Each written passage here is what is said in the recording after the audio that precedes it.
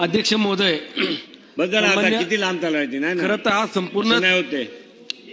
खरं तर हा संपूर्ण राज्यातला कुटुंबातल्या प्रत्येक व्यक्तीचा प्रश्न आहे आणि यामध्ये सर्व सन्मान्य सदस्य सहभागी होऊन आपल्या आपल्या मतदारसंघातले किंवा आपल्या भागातले प्रश्न मांडतायत. मी देखील नाही असं नाही अध्यक्ष महोदय, पुणे जिल्हा किंवा माझ्या मतदारसंघातील अनेक नागरिक, पर्यटक, स्थानिक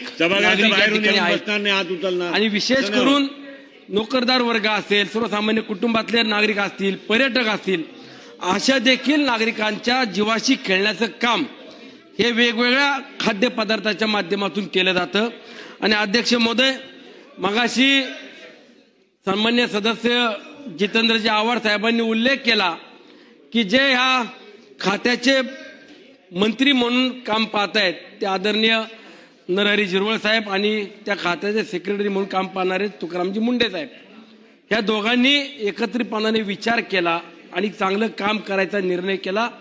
म्हणूनच या सगळ्या कारवाया आपल्याला पाहायला मिळत आहेत. प्रश्न विचारा आता. आणि लक्षवेधी 45 मिनिट झाली आहे. प्रमुख महत्वाच्या मुद्द्यावरती येतो अध्यक्ष महोदय, प्रश्न विचारा की ज्या अधिकाऱ्यांची बदली होणार का, बदली केली जाईल का आणि त्याकरता काही कोट्या रुपये गोळा केले जात आहेत, हा आरोप आहे की प्रत्यक्षात काय आम्हाला माहित नाही. परंतु यामध्ये अध्यक्ष महोदय फक्त एक मिनिट हा आरोप आहे.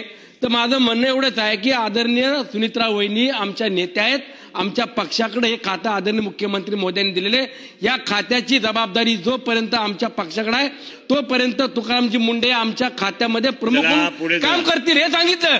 माझा स्पेसिफिक प्रश्न आता पुढे असा आहे की अध्यक्ष महोदय, ज्या ठिकाणी आपण कारवाई करतो, ज्या व्यक्तीवरती कारवाई करतो किंवा ज्या ठिकाणी ज्या जागेवरती कारवाई करतो, ज्या ठिकाणी असे अवैध धंदे असतात, त्या जागा मालक, तो दुकानदार किंवा जो विक्रेता आहे यावरती एकदा कारवाई केल्यावरती दुसऱ्यांदा परत जर सापडला, तिसऱ्यांदा सापडला, चौथ्यांदा सापडला तर आपण काय कशा पद्धतीनं कारवाई करणार हे आम्हाला स्पेसिफिक उत्तर पाहिजे.